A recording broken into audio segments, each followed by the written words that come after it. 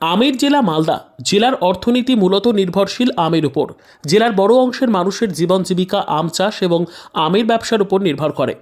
মালদার আম দেশের বিভিন্ন প্রান্ত সহ বিদেশেও রপ্তানি হয়, কিন্তু সেই তুলনায় মুনাফা করতে পারে না আম চাষিরা। ফলন যে বছর বেশি হয় সেই বছর টেনে টুনে চাষের খরচটুকু ওঠে। মুখ্যমন্ত্রী থেকে প্রধানমন্ত্রী জেলায় এসে মালদার আম নিয়ে কথা বলেন, কিন্তু আমকে কেন্দ্র করে এখনও এই জেলায় গড়ে উঠল না কোনো শিল্প। উদ্যোগ নেয়নি রাজ্য। আক্ষেপ চাষিদের মুখে। চাষিদের মতে আমকে কেন্দ্র করে মালদায় শিল্প গড়ে উঠলে যেমন তারা মুনাফা পেত, তেমনভাবেই জেলার কর্মসংস্থান সমস্যা দূর হতো। এত সংখ্যক মানুষকে পরিযায়ী হয়ে বাইরে যেতে হতো না। যদিও এই নিয়ে রাজনৈতিক দলগুলি একে অপরের ঘাড়ে দোষ চাপিয়েছে।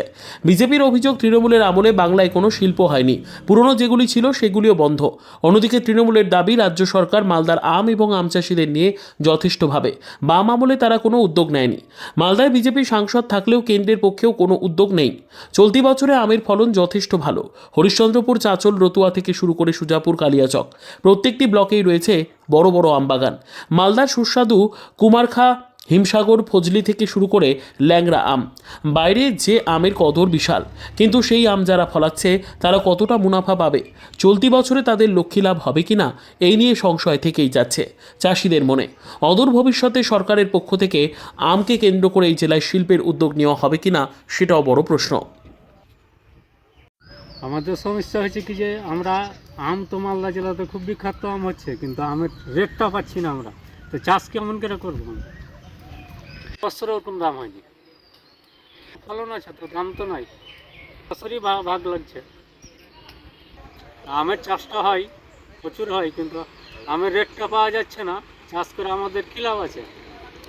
এখানে নেতা মন্ত্রী খুবই আসছে তো এখানে বলছে তো ফ্যাক্টরি হবে, এই হবে, ওই হবে, কিন্তু ফ্যাক্টরিটা হবে তাহলে তো আমরা জিনিসের রেটটা পাবো।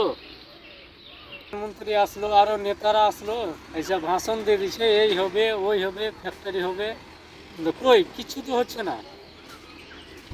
কারখানা হবে তাহলে তো আমরা দামটা পাবো, কী করে পাবো?